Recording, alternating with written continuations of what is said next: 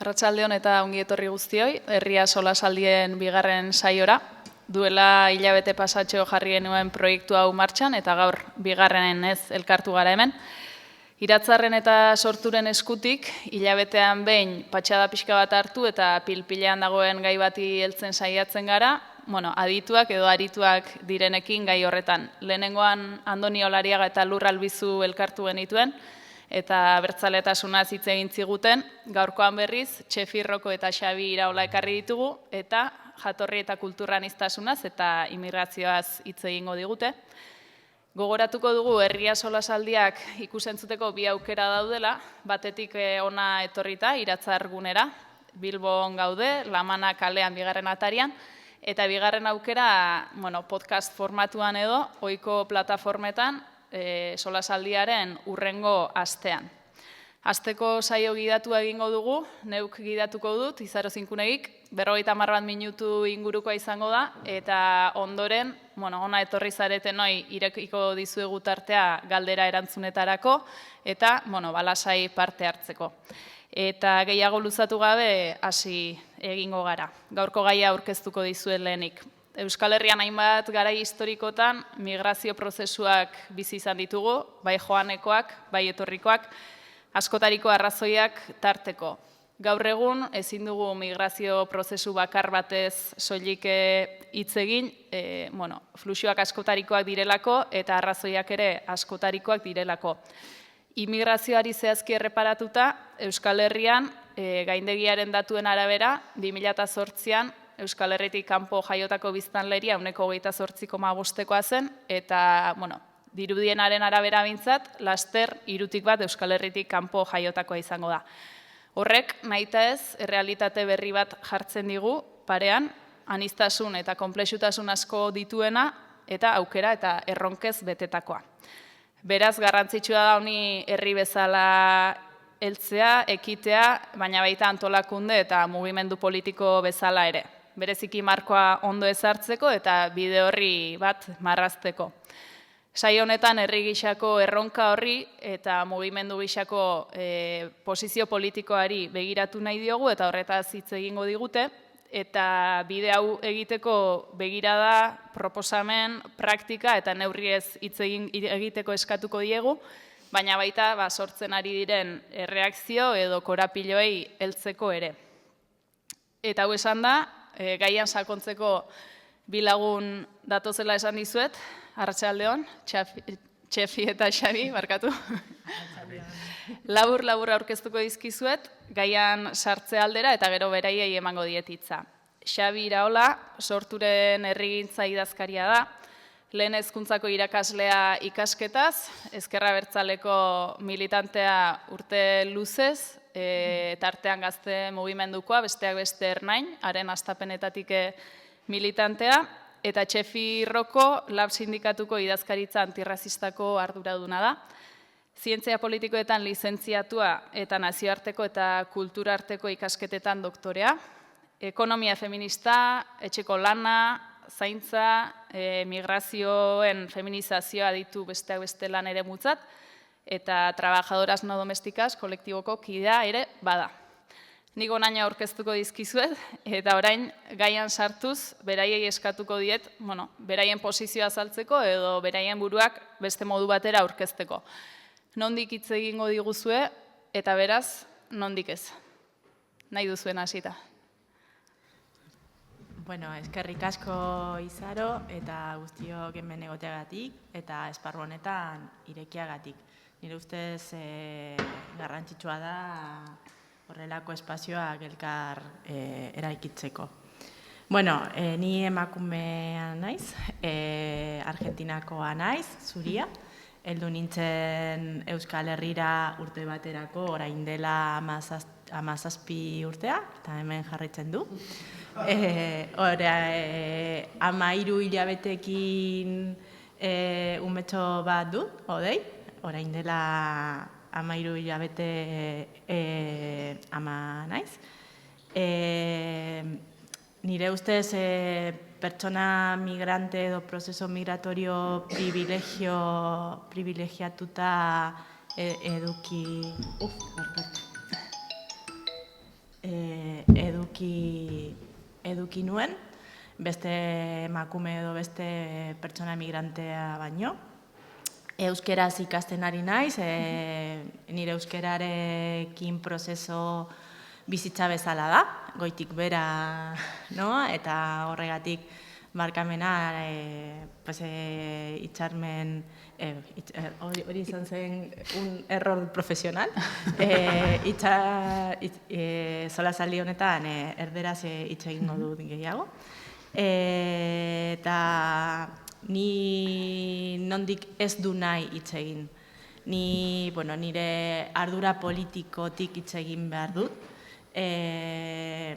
Batzuetan pertsona batzuk ezin dute egin bere egoeragatik, baina nire privilegiotik a disposición edo responsabilidad politikoekin erabiliko dut beste egoera aldatzeko. En ese sentido, pues cada persona tiene su propia voz, su propia situación. Ez du nahi hablar por, batez ere hablar con.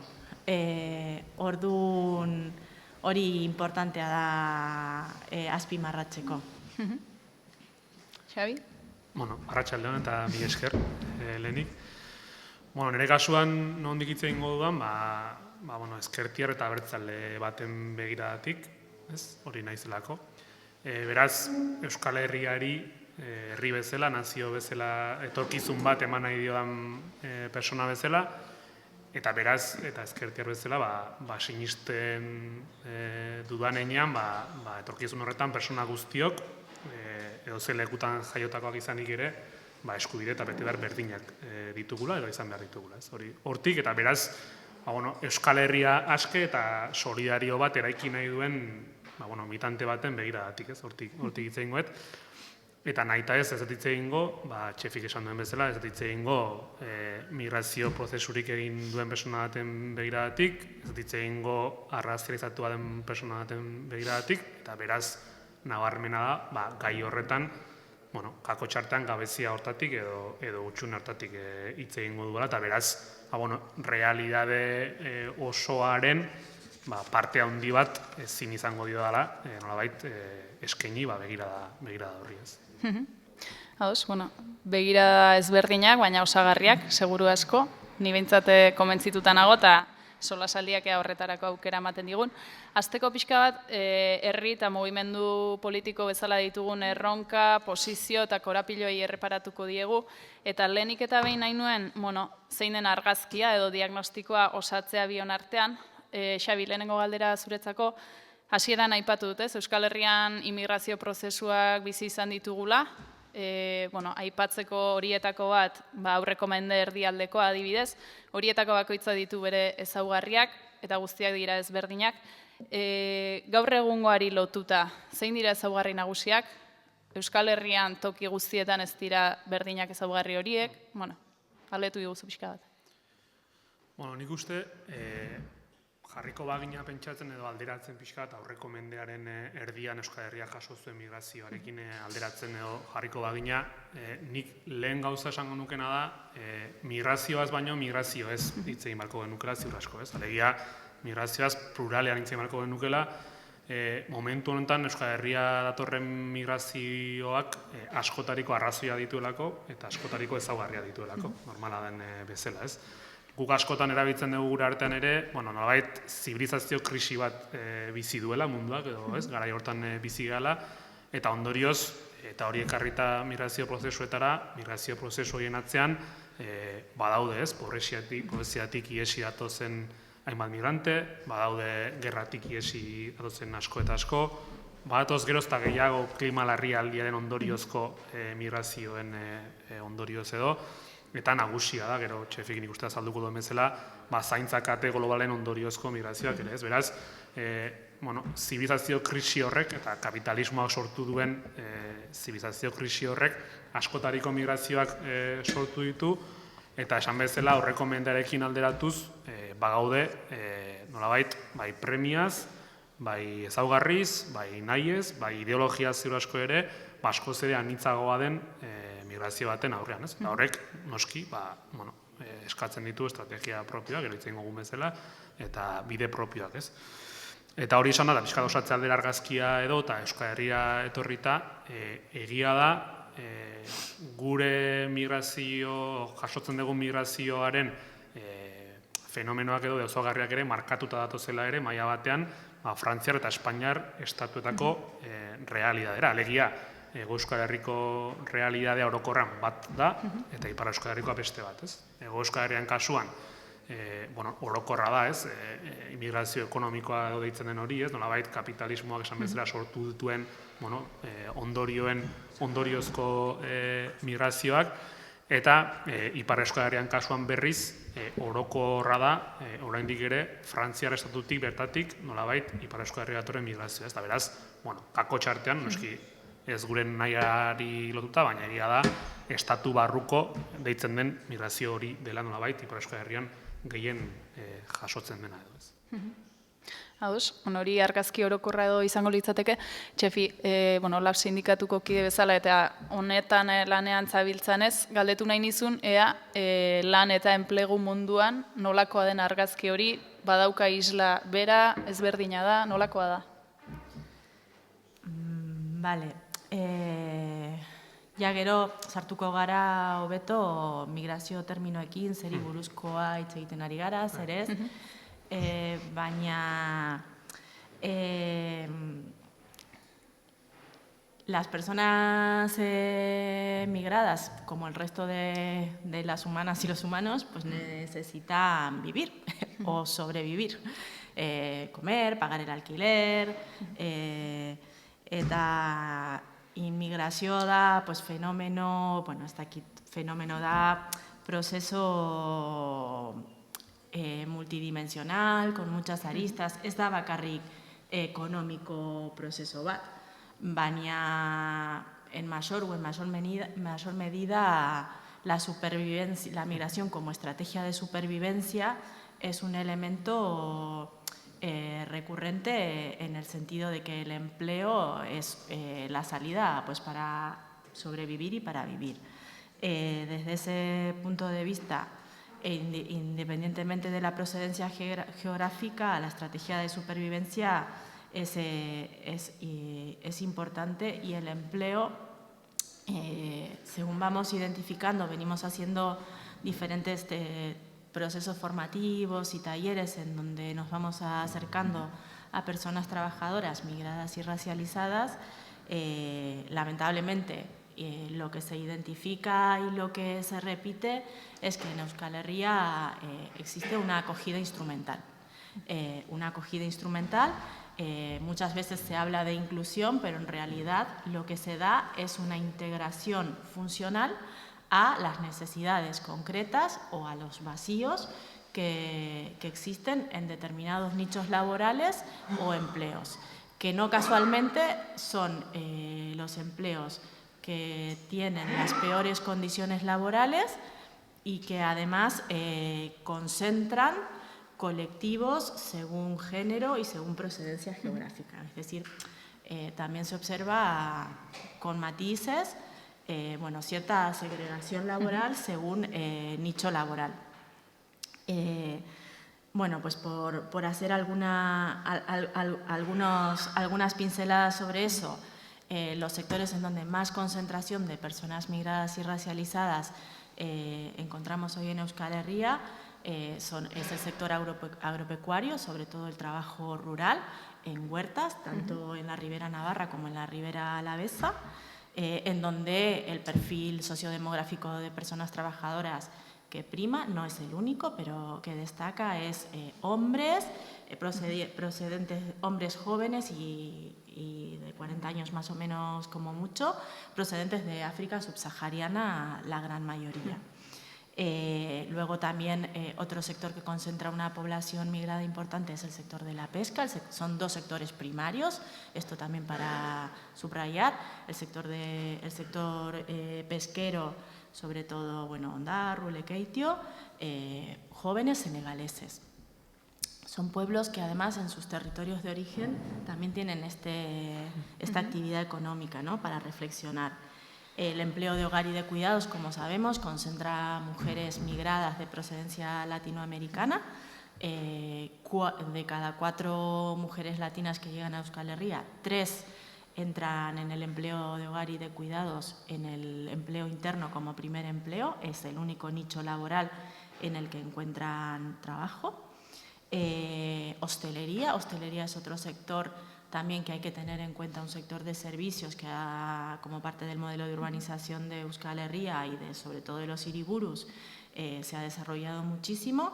Y hostelería, bueno, pues el perfil sociodemográfico es mixto. Por un lado, de cara al público, suelen primar hombres y mujeres de procedencia latinoamericana, y en cocina o en limpieza hay africanos también. El sector de la construcción en su momento fue un sector que concentró mucha presencia de personas migradas, hombres, tanto latinos como marroquíes, incluso de otros lugares de Europa, como Europa del Este o Portugal. Hoy por hoy un sector del que poco se habla y que está creciendo mucho es el sector de montaje y desmontaje, que está concentrando también a muchos jóvenes senegaleses que están trabajando en unas condiciones de neoesclavismo a destajo, muchas veces para sostener los grandes eventos, los conciertos, de los que muchas disfrutamos. La industria conservera es otro sector también que concentra sobre todo mujeres por el trabajo fino y manual que se hace, tanto la industria conservera pesquera en las zonas pesqueras como la ribera navarra. Y por último, el sector de logística y reparto, que es un sector que concentra pues, sobre todo hombres y de diferentes procedencias geográficas. Bueno, he hecho así como una lista rápida de los sectores, seguramente habrá alguno más, pero estos son los que más concentración de personas migradas estamos identificando. Más allá de las particularidades que habría que dedicar y profundizar en cada sector y en cada realidad concreta, una foto común, ¿no? que decía la pregunta, una foto común que resumiría un poco el cuadro general de elementos de contacto de todos estos sectores, se resumiría en 4 palabras: discriminación, abuso, desigualdad y violencias. Es una foto que combina con responsabilidades asimétricas diferentes agentes. Por un lado hablamos, y hay que tener en cuenta que estas situaciones y estos sectores se encuentran en esta situación, no es casualidad, no es mala suerte, ¿no? Muchos compañeros y compañeras que llegan al sindicato a hacer consulta y dicen, me ha pasado, he tenido… No es mala suerte, hay un entramado sistémico institucional que es, y social, que es racista y que está perfectamente diseñado para que estas personas estén en estas situaciones de vulnerabilidad, ¿no? Marcos jurídicos, normativos, europeos, estatales, que permiten y se retroalimentan mutuamente, fortaleciendo una situación de necropolítica migratoria en las fronteras y de abuso y estigmatización dentro de los territorios, que deshumaniza, cosifica y explota a las personas trabajadoras. Y luego a nivel más cercano y local existen comunidades autónomas, diputaciones y ayuntamientos que también evaden su responsabilidad política y su capacidad práctica y bueno, pues que sitúan o posicionan a estas personas en una situación muchas veces de abandono, ¿no? Y bueno, luego podemos hablar de la situación del SMUS, del padrón, de la vivienda, de la sanidad, de la educación, de la salud laboral, en la que estas personas están abandonadas, ¿no? Que podría haber medidas concretas que permitirían otras condiciones de posibilidad de estos sectores y no están. Luego, por otro lado, hay que hablar de la patronal. La patronal y bueno, digamos que el capital global no es un fantasma, sino que se corporaliza en personas y en empresas concretas, que en nuestro caso son la figura de la patronal, y que funcionan de una manera muy clara, haciendo un trato discriminatorio y diferenciado, haciendo abuso de poder, instrumentalizando la especial condición de vulnerabilidad a la que este marco institucional y jurídico expone a estas personas para obtener mayor plusvalía. Funciona de una manera constante mediante amenazas y chantajes y abuso de poder, y estigmatizando y segregando a esta población, tanto desde la contratación como desde los procesos formativos. Hay que señalar también que el Gobierno vasco y el Gobierno navarro, todo el diseño de los procesos de formación profesional terminan reproduciendo este encasillamiento y estos nichos laborales de estas personas. Muchas de las personas empleadas en los sectores que acabo de nombrar vienen, además de ser personas migradas trabajadoras, pues son personas con historia, con memoria, con identidades, con formación profesional y formación política previa, y se encuentran infravaloradas e invisibilizadas en sus saberes y en sus profesiones y en sus talentos en origen, y los procesos formativos que se les proponen y a los que automáticamente se les derivan cuando se sientan delante de la trabajadora social del ayuntamiento o del ANVIDE, terminan por reproducir estos nichos laborales muchas veces. Y bueno, teniendo en cuenta el marco socioinstitucional, jurídico y normativo y el funcionamiento de la patronal, pues las personas trabajadoras muchas veces llegan con desinformación sobre los derechos que tienen como sujetas. Muchas veces esa desinformación funciona haciendo que ellas mismas no se crean sujetas de derechos. Opera un círculo vicioso de miedo, sensación de no generar conflicto, incluso hasta de agradecimiento a las personas que te emplean, a la parte empleadora, cuando, o sea, es como que estamos agradeciendo que nos exploten, pero esa sensación está ahí presente, ¿no? Después de todo el proceso migratorio y de todo lo que cuesta acceder a un empleo, es como esa sensación de agradecimiento, una situación de precarización ya no solo del empleo, sino de las condiciones de existencia, de una inestabilidad material, emocional, se combina, y esta sensación también de carrera de obstáculos permanente, ¿no? Porque muchas veces el empleo se relaciona con la regularización, con el acceso a un contrato escrito de trabajo, a unas condiciones más estables. Entonces, bueno, pues el empleo al final es un mecanismo de domesticación o de condicionamiento de estas compañeras que, bueno, pues que aguantan, tragan y aguantan, pues porque están a la espera del contrato. Luego, una vez que el contrato, como la tarjeta dura 2 años, hay que renovarla y hay que volver a aguantar, y así, ¿no? Hasta que, bueno, se consigue la nacionalidad, que muchas veces se consigue muy tarde, ¿no? Hay personas que regularizan su situación muchísimos años después de que les correspondería por ley. Voy resumiendo.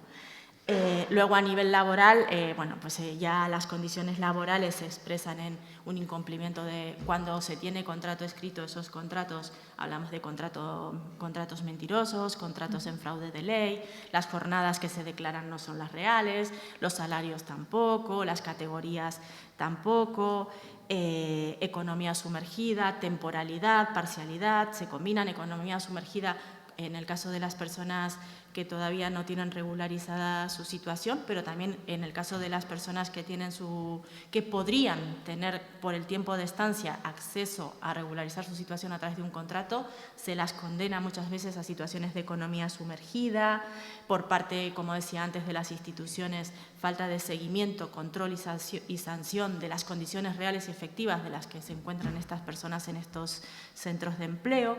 Como veréis, los centros de empleo que nombraba, muchos de ellos, y esto tampoco es casualidad, no son centros de empleo al uso.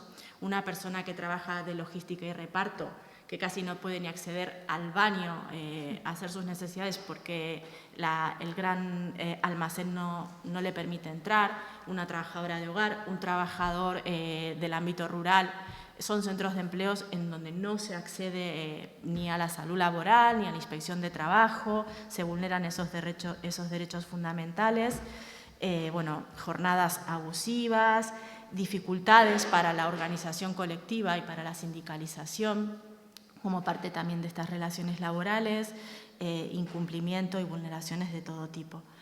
Dicho todo esto, bueno, la situación es jodida, es complicada, creo que ahí hay muchos muchas preguntas que nos deberíamos abrir y aprovechar estos espacios también para poner sobre la mesa, pero también decir que la foto, como sindicato, nosotras tenemos que poner en valor que es desde estos sectores, es desde donde nuestro proceso de repensar el sindicalismo está siendo un proceso de aprendizaje, de interaprendizaje. No solo tenemos que replantear un poco nuestro modelo de sindicalismo, sino poner en valor la aportación, la capacidad de lucha y de reivindicación y de sostener procesos de muchos de estos sectores, de creatividad, porque la situación, la condición migratoria, el estatus de extranjería, el racismo, las violencias que muchas veces se interseccionan en estos nichos laborales, no ha sido una muga para que estas compañeras y estos compañeros sean sujetos activos dentro del sindicato. Y nos están enseñando formas de lucha, formas de organización colectiva, nos están enseñando que son sectores que se están sindicalizando cuando originariamente ni siquiera los nombrábamos como sectores susceptibles de ser sindicalizados, y nos están dando muchos aprendizajes y nos están ayudando a concientizar y a tomar dimensión de la deuda, así como hablamos de una deuda patriarcal, de la deuda colonial que tenemos también con estos sectores laborales, y en eso estamos. Bueno, argazki gordina marraztu diguzue, egia esateko, baina Txefik orain aipatzen zuen argi batzuk ere badaudela argazki horretan, edo nondik helduak, baita ardura batzuk ere. Galdetu nahi nizuen orain pixkat horretaz, sortuk bidaide proposamenean jaso berri du gaiari buruz egindako bizpahiru urtetako hausnarketa, LAB sindikatuak ere idazkaritza antirrazistatik jardun luzea darama eremu honetan. Zein begiradatik heltzen diogu gai honi, Xabi? Nik uste, Txefik eta biok aurreko galderetan erantzun degula pixka bat, lehenik eta behin zen den abiapuntua. Eta abiapuntua da, hori Euskal Herriko realidadea, bai jatorriari, bai kulturari, bai lan baldintzei loturik ere, inoizko anitzena dela, eta ondorioz, dagoeneko badela realidade bat Euskal Herria goitibera zeharkatzen duen. Eta Euskal Herria goitibera zeharkatzen duen enean, eta guk ezkertiar bezala eta abertzale bezala nolabait herri honentzako proiektua daukagun enean, ezinbestekoa zaigula gure ustez, eremu horri edo gai honi ere, proiektu politiko baten eraikuntzarekin erantzutea, ez? Gero hitz egingo dugun bezala, persona guzti hauek ere sujetu politikotzat hartu eta sujetu politiko dienean ere herri proiektu nazional eta eskatzaile batera lotzeko proposamen batekin, edo ez, proposamen horren edo proposamen bat egiteko ambizioarekin, ez. Abiapuntua beraz hori da, eta maila batean guk uste dugu prozesu hauek guztiei eta egoera guzti honi herri bezala emango diogun erantzunak egingo gaituela maila batean, abesteatan herri, ez? Eta definituko gaituela herri bezala hurrengo urte hauetan, ez? Eta datuak aipatu ditugu batzuk, zuk ere aipatu duzu, ez? Dagoeneko Euskal Herrian bizi garen horretik 3 bat atzerrian jaioa da, eta hurrengo 20-25 urtetan proiekzioa da beste 500.000 herritar ere etorriko direla, ez? Beraz, bada, esan bezala, dagoeneko Euskal Herria goitibera zeharkatzen duen fenomeno bat, ez? Abiapuntu hori izan da, ze aukera ditugu, ez? Zer egin dezakegu horren aurrean, ez?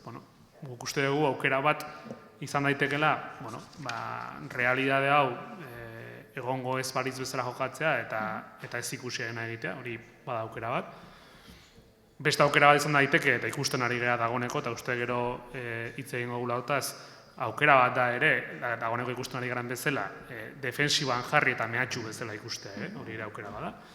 Eta guk uste dugu, badagoela 3. aukera bat, eta hori dela, lehen aipatu dudan begira hortatik, ezkertiar eta abertzale bezala egitea dagokiguna. Eta hori da, persona guzti hauek sujetu politikotzat hartu, eta bereekin batera, herri honentzat, esan bezala, proiektu nazional eta eskatzaile bat eraikitzen saiatzea, eta beraz, eskaintza politiko hori egitea, bere osotasunean, ez?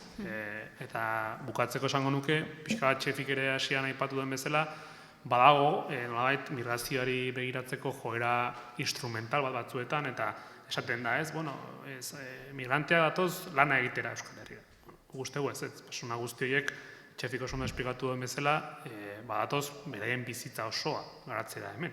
Hemen bizitien denean bizitza osoa garatzen dute hemen. Bizitza soziala, bizitza familiarra, bizitza komunitarioa, lan mundua ere bai, eta beraz, gure eskaintzak edo gure erantzunak ere integrala izan behar du nahita ez. Alegia, esan bezala, persona guzti hauen realidadeak ere kontuan izan, eta elkarrekin proiektu askatzaile bat eta nazionala eraikitzeko eskaintza bat. Ados. Begirada pixka bat zehaztu du Xabik, orain herri bezalako erronkei heldu nahiko nieke, zein dira lehentasunak Txefik kontuan izan da, burujabetzarik ez duen herri bat garela, ze lehentasun ditugu gai honetan? Bueno, hasieratik nire ustez oso garrantzitsua izan behar da, eta nire ustez pausoak ematen ari gara, txikitik handira, baina garrantzitsuak direla nire ustez. Hasieratik nire ustez importantea izan behar da ariketa kolektibo bat egitea, baina benetan zintzoa eta koherentea, pentsatzeko zeri buruzkoa hitz egiten ari gara, immigrazio edo migrazioari buruzkoa hitz egiten. Orain arte badago diagnosia edo gure egunerokotasunean normalizatzen ari da termino batzuk immigrazioari buruzkoa hitz egitea, eta nire ustez desmontatuko behar dugu, ez? Es importante exactamente situar de qué hablamos cuando hablamos de inmigración, porque, y creo que últimamente esto está siendo muy, muy peligroso a todos los niveles, en nuestros barrios, incluso en los entornos cada vez más cercanos, determinadas afirmaciones sobre la migración que se nos cuelan por vena. Entonces, mucho cuidado sobre esas narrativas o abordajes sobre la inmigración. Yo creo que la inmigración no es o no debería ser un problema ni una crisis. La crisis y el problema es cómo se gestiona cuando se hace mal. Pero la inmigración no es un marrón, no es una crisis, no es un fenómeno natural. La inmigración es un proceso proyecto personal y colectivo que involucra de diferentes maneras y nos involucra de diferentes maneras a todas y a todos. La inmigración no es solamente flujos o estadísticas. La inmigración, como decía, son procesos que van más allá de mano de obra. Y aunque actualmente, antes me centré más en la parte, digamos, laboral, y como decía Xavi, la inmigración es un proceso, son proyectos poliédricos que tienen muchas aristas, incluso, y esto las personas cuando migramos lo vemos luego a lo largo del proceso migratorio, que por cierto sabemos más o menos cuándo empieza, pero no cuándo termina, porque parece que mi hijo, que se llama Odey, igual también va a ser migrante, o ¿no? Segundas y terceras generaciones, y seguimos hablando de inmigración. Es un proceso poliédrico que tiene diferentes fases, que involucra diferentes elementos, que pone y combina dimensiones, la dimensión económica, pero también hablamos de dimensión política, de dimensión cultural, que tiene que ver con búsquedas. Y todas las vidas, no solo la vida humana, migramos. La inmigración no es algo que pasa aquí y ahora, y que parece que porque Europa o la Europa fortaleza ahora se está viendo un poco amenazada o desbordada, la crisis de la inmigración está, ¿no?, como en la agenda política, social y mediática planteada de esta manera. La inmigración es un proceso, es un proyecto dinámico que cambia, que incluso los factores iniciales, que mucho se habla de los de atracción, pero poco de los de extracción, y por eso cuando hablaba de los sectores hacía el énfasis en los sectores económicos, ¿no? Pocas veces pensamos aquí y ahora, por ejemplo, cuáles son los factores o los elementos que hacen a las personas moverse, o a los colectivos o los pueblos de los que esas compañeras y compañeros vienen, cómo están o en qué condiciones están para que las personas decidan moverse, ¿no? Creo que definir colectivamente y hacer ese ejercicio de manera coherente y sincera de qué hablamos cuando hablamos de inmigración es muy importante desde aquí, porque las propuestas, los diagnósticos, las medidas que hagamos, si la definición ya tiene un punto de partida que reproduce de manera consciente o inconsciente aquello que queremos cambiar, pues por mal camino vamos, ¿no? La inmigración, decía, no es algo ya dado, es una construcción social y, por tanto, las condiciones materiales y simbólicas en las que se encuentran las personas en procesos migratorios hoy por hoy son unas, pero podrían ser otras. Y ese podrían es responsabilidad colectiva, ¿no? Las derivas y las consecuencias que se están identificando se pueden cambiar y deberían ser cambiadas. ¿Cuáles son? O sea, el relato y la disputa por el relato también nos hace pensar en las medidas concretas, ¿no? Yo creo que hoy en Euskal Herria hay mimbres, hay pequeños núcleos de buen sentido en donde se puede construir una nueva institucionalidad, en donde más allá de trabajar y nombrarnos como una Herrera Herria, bueno, pues demos pasos concretos y dispongamos de mecanismos, de medidas, de políticas públicas, de presupuesto que apunten a pequeñas mejoras en estas condiciones de la situación laboral, de vivienda, de padrón, de acceso a la sanidad. Creo que eso, bueno, decisiones políticas concretas que pueden aportar a mejorar estas situaciones. Se trata un poco como de explorar, probar, no hay soluciones mágicas, no hay recetas, hay algunos escuales, algunos territorios en donde se hacen cosas interesantes, hay otros en donde se ha metido la pata, bueno, pues aportar, a animarnos un poco a crear esos pasos. Hauz, bueno, Txefik utzi dizkigu titular batzuk eta etxeko lan batzuk, ulerkerari eta markoari lotutakoak beste eta herri honek erronka nagusi bezala badituenak. Orain mugimenduari begira, Xabi, zein dira gure mugimenduaren lehentasunak? Lotuta egongo dira seguru asko, baina pixka bat jorratzeko? Lehenengo aipatu behar nun, nik uste Txefik apuntatu dula, horren inguruko lehenengo gogoeta bat, eta da ikusita bai eztabaida mediatikoan, komunikatiboan, baina baita ere Txefik esan duen bezala gure auzoetan, gure herrietan, gure herrietan, gure familietan, ematen ari diren diskurso ezberdinak eta bar, uste lehentasuna badela edo momentu honetan jokoan dagoena dela gai honi, noski zaharra den gai batiz, Txefik esan den bezala historiaren parte da, emigrazioa, ez, eta gu ere bagera herri emigrante bat, ez, garaian, ez, eta oraindik ere bagara. Fenomeno berritu horren aurrean, badagoela jokoan marko politikoa zein den. Alegia, ze marko politiko ideologikoen arabera afrontatu nahi dugun herri bezala gaia. Ze Txefik esan duen bezala, arrisku batzuk badaude.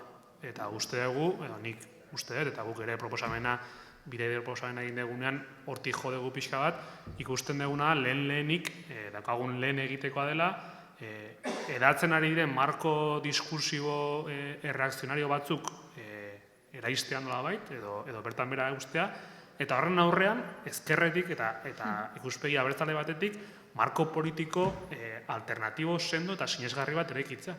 Horri aurre egiteko modu bakarra da, benetan asmatzea marko politiko ideologiko berri bat, sinesgarria dena eta alternatiba bezala, nolabait, jendea ere lotuko duena pixka bat planteatzea. Ez da uste lehenengo lehentasuna hori dela. Hori da olako jokoan eta horri erantzun bat eman barzaiolako, orain gauza batzuei atea itxi ezean, gero berandu egi izan daitekelako eta arriskutsu egi izan daitekelako, diskurso batzuk bi produzitu dela, arriskoei gareagotuko dielako, ez?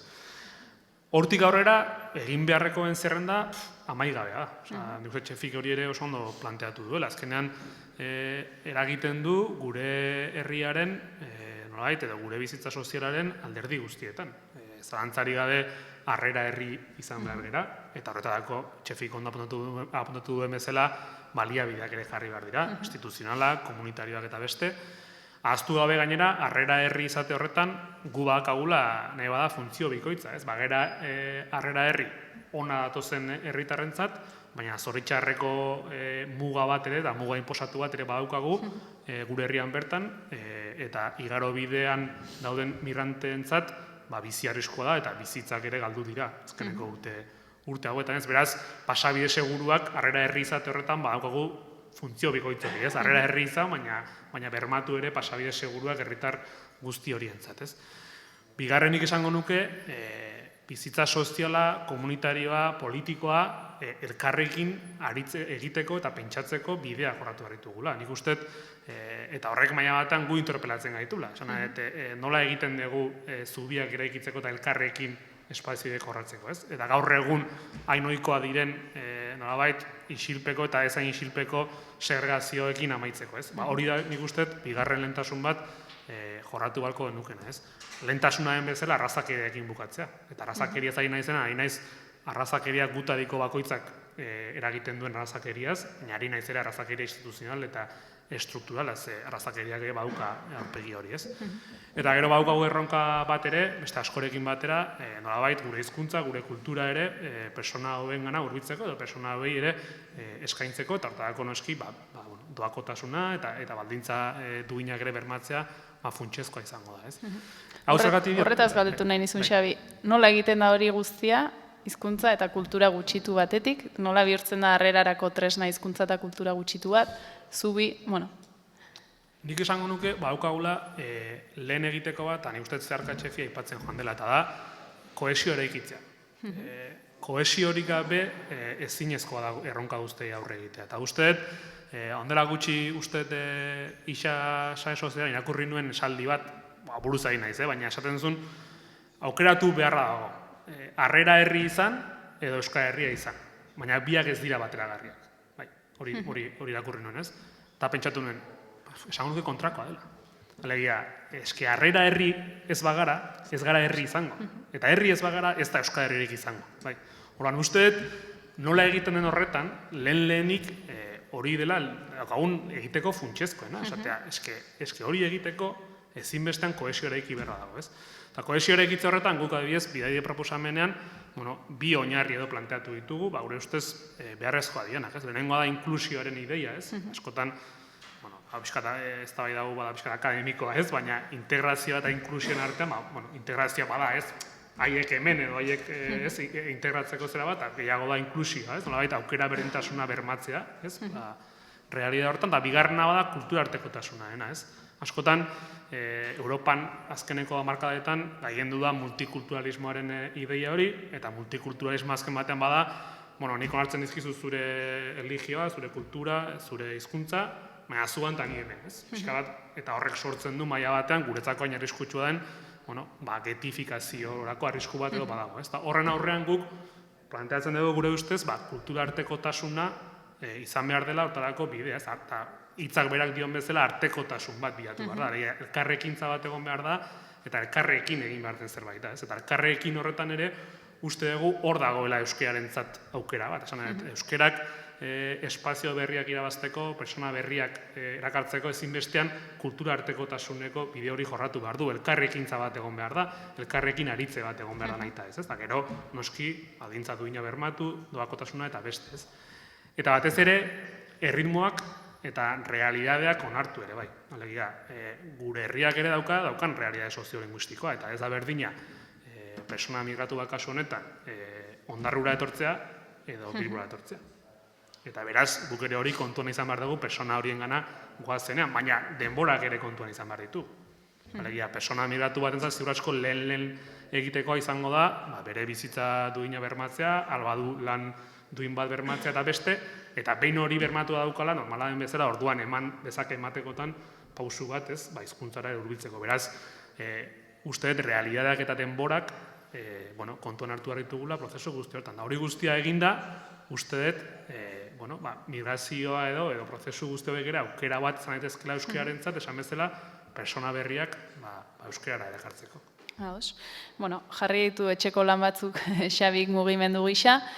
Nik, Txefi, azken galdera pixka bat proiektuari eta lotuta, barrura begira ere etxeko lanak baditu seguru asko gure mugimenduak, kanpora begirako proiektu eta prozesu politikoaz aparte.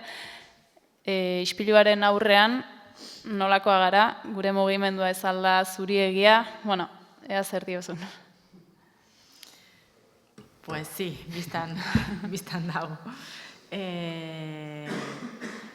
Nosotras en Lab venimos como hablando mucho de Lab etxe guztientzat izan behar dugu, ¿no? Pero muchas veces nos preguntamos qué significa abrir la casa, porque eso que se dice bonito en la práctica, y Chane puede contar un poco en la práctica cotidiana del hacer, del ser, implica muchas cosas.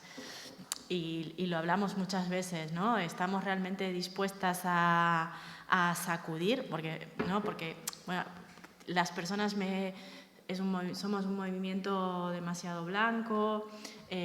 ¿Por qué las personas migradas o racializadas no participan? ¿Qué es participar? ¿Hasta qué punto nos interesa que participen, ¿no? Porque participar es sacudir. O sea, cuando hacemos procesos de participación, tenemos que estar dispuestas a modificar y a modificarnos. ¿Qué sentido tiene abrir la casa si la casa va a ser la misma? Si simplemente abres la puerta y no es, como en el feminismo decimos, agregar mujeres y ya está, ¿no? La lucha por la igualdad, se consiguen los cupos y ya está. En este caso es lo mismo, no es solo que se sumen personas migradas y racializadas. Esa participación, esa incorporación, es que no sé, muchas palabras que se utilizan me generan dudas. Esa integración nos va a modificar. Es que si no, entonces esto no va a ser real, ¿no? Eta gainera hori bizi hor da dramatismo hori da, esan eske euskara eta euskal kultura ere azkeneko mendeetan etengabe egon dira aldaketa prozesu batean, ez da egongo dira. Y abrir y sacudir muchas veces, pues conlleva romper y estar dispuestas a que haya una ruptura de esos prejuicios, de esas formas que muchas veces tenemos de manera ya automática, naturalizada, modificar puntos de vista. Y bueno, eso, claro, conlleva como movimiento y como pueblo estar dispuestas, ¿no? Estar dispuestas desde dónde, cómo, hasta dónde vamos a abrir la casa, ¿no? Más allá del empleo como factor cohesionante, dicen unas compañeras, ¿no?, de Madrid, querían mano de obra y llegamos personas, ¿no? Bueno, ¿qué hacemos con esas personas, ¿no? Más que mano de obra son personas, y esa gestión de la diversidad, ¿no?, que además de la goracada fascista y reaccionaria que hay, también se está como poniendo muy de moda hablar de diversidad, de colores, de Aniztasuna, pero la gestión de la diversidad en la práctica implica procesos complejos, profundos, que nos involucran en todas las dimensiones de la vida, ¿no? No es agregar y batir y ya, es un poco replantear todo. Implica mirarnos, reconocernos mutuamente en esas miradas, implica también repensar muchas veces los lugares de comodidad en los que estamos, repensar las lógicas de colonialidad o de neocolonialidad que se reproducen.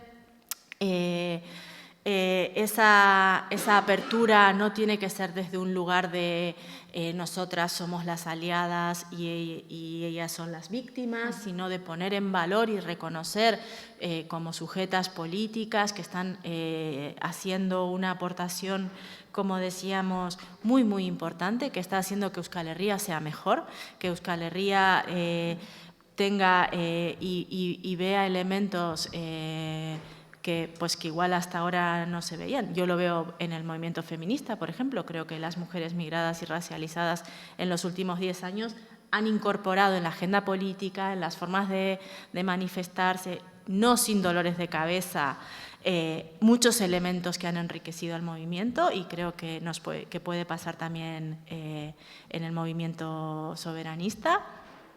Y por saltar un poco de esta lógica paternalista o maternalista y ir al trabajo colectivo que nos merecemos y que nos debemos, cuando hablaba de deuda colonial y de deuda patriarcal, creo que hay que reconocer, y reconocer no desde el victimismo, sino desde el valor positivo y de visibilizar todo eso que ha sido invisibilizado detrás de estos procesos migratorios, poniéndolo en valor, reparar esa deuda histórica colonial, reparar de manera particular con la regularización y con el reconocimiento en términos de derechos y de oportunidades con una lógica equitativa para el colectivo migrante, pero también de reparar los hilos migratorios que hacen que en los pueblos de origen y en las comunidades de origen estemos expoliando, estemos saqueando, estemos generando procesos de desplazamiento de estas personas, ¿no? Y ese proceso de reparación entonces tiene que ser en la doble vía, individual, particular y también comunitaria y de pueblos. Y de cara al futuro también no solo se trata de reparar, sino de, y por eso hablaba de medidas concretas, que van más allá de la solidaridad, sino de hacer justicia. Creo que tenemos que hablar de justicia social. Las situaciones de desigualdad y de violencia transistémica que están generando que la inmigración y las personas en proceso migratorio se encuentren en esta situación están en la base de que vivimos en un sistema o en unos sistemas que son troncalmente injustos, desiguales y violentos. Entonces, necesitamos tener medidas concretas que combatan de raíz y que transformen esa injusticia en justicia, en justicia real. Poner en valor lo que decía, el interaprendizaje mutuo. Y, como decimos muchas veces, pues hagamos posible en Euskal Herria lo que en otros sitios nos pintan como imposible, ¿no? Para eso también tenemos este pequeño mundito, este pequeño pero bonito pueblo. Entonces aprovechemos esto que tiene que ser no un problema, no una crisis, sino una oportunidad para todas. Gustatu zait azkena bota duzun esaldi hori, ez? Euskal Herrian egin dezagun posible beste toki batzuetan ezinezkoa dena, eta horri tiraka ariketa, zirikatzaileago bat planteatuko dizuet, titularretan irakurri ditugun edo zenbait pertsonaiak horrela deituko diet, esandakoi helduko diegu, ezinezkoa egin nahi dutelako, ez? Hemen posible egin nahi dugun hori. Eta eskatuko dizuet, esaldi horien atzean dagoena aldetzeko, ilunak dira esaldiak, baina, ea aukerarik irekitzen den, edo zer dagoen esaldi horien atzean. Xabi, zurekin hasiko naiz. Giorgia Meloni, Italiako lehen ministroa. Arrazista deituko didate, baina violentzia sexual handiagoa dago etorkinen eskutik. Zer dago horren atzean? Esaldi horren atzean. Nik uste lehenik eta behin dagoela internazional erreakzionario baten bataia kultural izugarri. Nik uste kontestu hori jartzea ezinbesteko zaigula ulertzeko zein den ematen ari den bataia. Ustet lehengo astelehenean, okerez banago, Donald Trumpek presidente kargu hartu zuen egunean, oso ondo islatu zuela gure zoritxarrerako olatu, nolabait, internazional erreakzionario horren agenda zein den. Eta gauza asko esan zituen, baina esan zuen besteak beste, feminismoa loturik bi genero bakarri daudela, esan zuen ekologia loturik Parisko akordiotik aterako zirela, eta kotxe elektrikoen kontu hori alde batera uzteko, edozeinek bere kotxeak nahi duen kotxea erosiko duela, eta esan zuen noski migratzaileei ate guztiak itxi bat zaizkiela, ez? Eta hori gainera egin zuen, bere aurrean zituela, nolabait gaur egungo plataforma digital nagusienetariko jabe guztiak.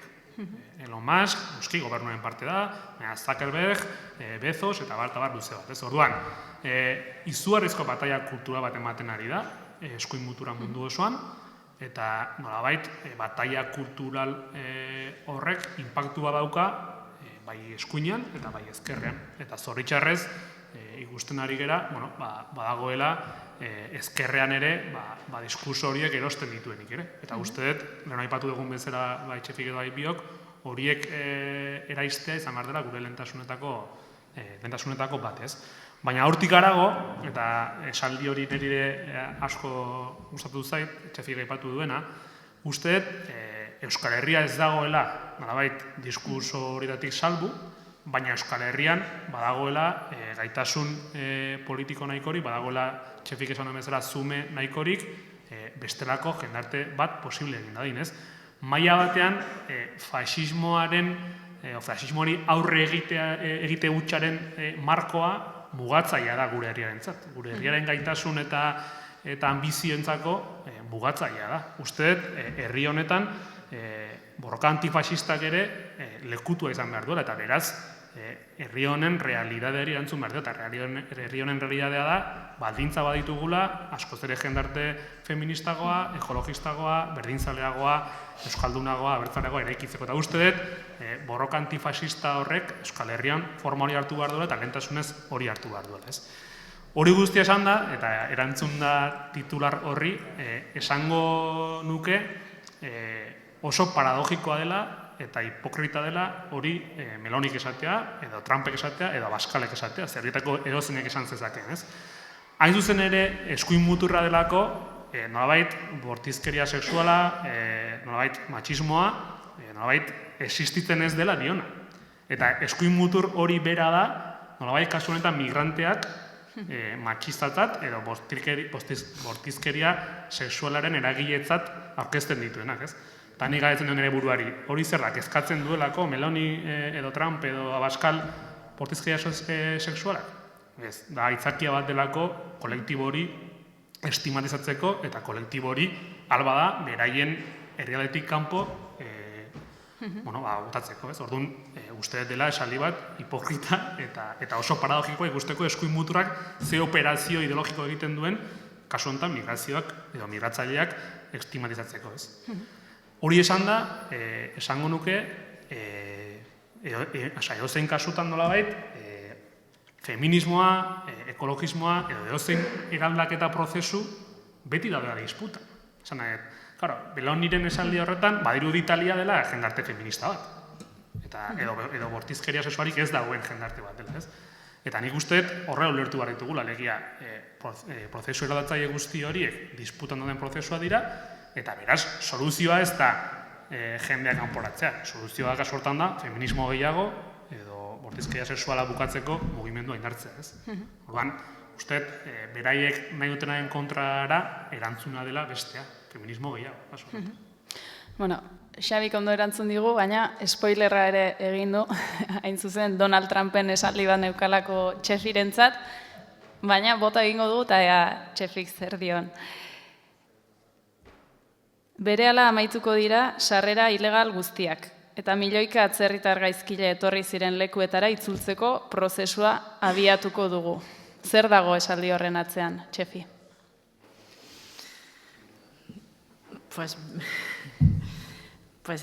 Zer dago, beldurra eta violencia estrukturala en su máxima expresión, eta tamalez gaur egun da tendentzia orokor fasismoaren enpresa globala Trumperen triunfoaren bidez konsolidazioa seinal bat.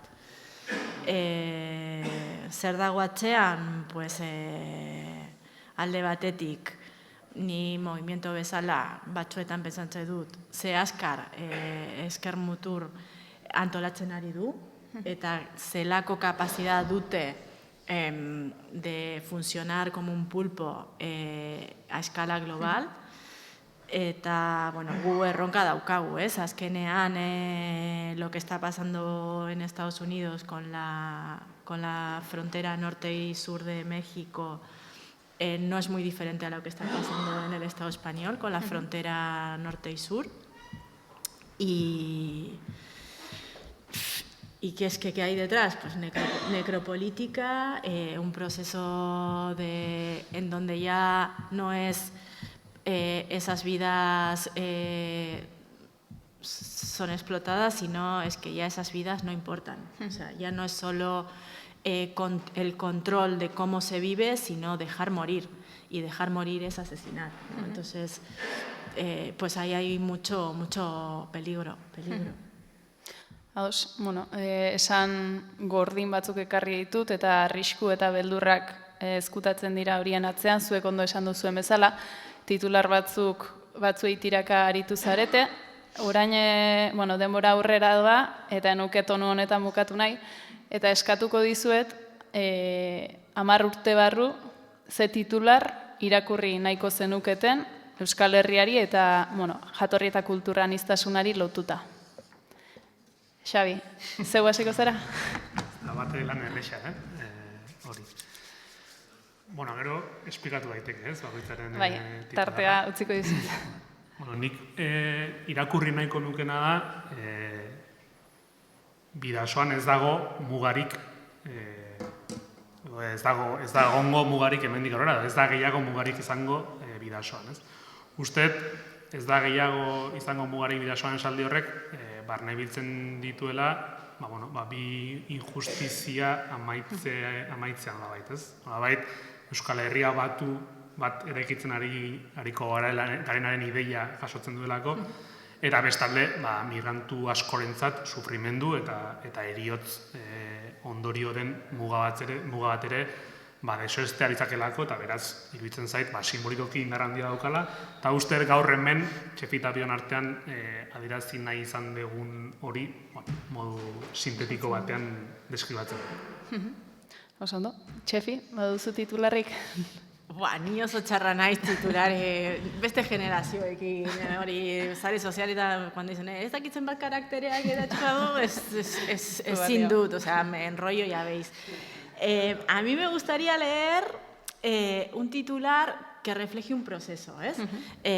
Por ejemplo, el resultado de una encuesta a los menores en Euskal Herria, en donde diga que un porcentaje muy alto, más del 90%, se sienten o afirmen que Euskal Herria es bere herria. Ados, bueno, titular sinatzeko modukoak utzi dizkigute, Bidasoan mugarik ez, Euskal Herria gure herria. Eskerrik asko bikote, osatu iguzuen argazkiagatik, mugimendu gisa eta herri gisa ditugun erronka eta korapiloak aletzeagatik, gai korapilatxu eta mugimendu eragiten duen honetan igeri ibiltzeko ausartzeagatik.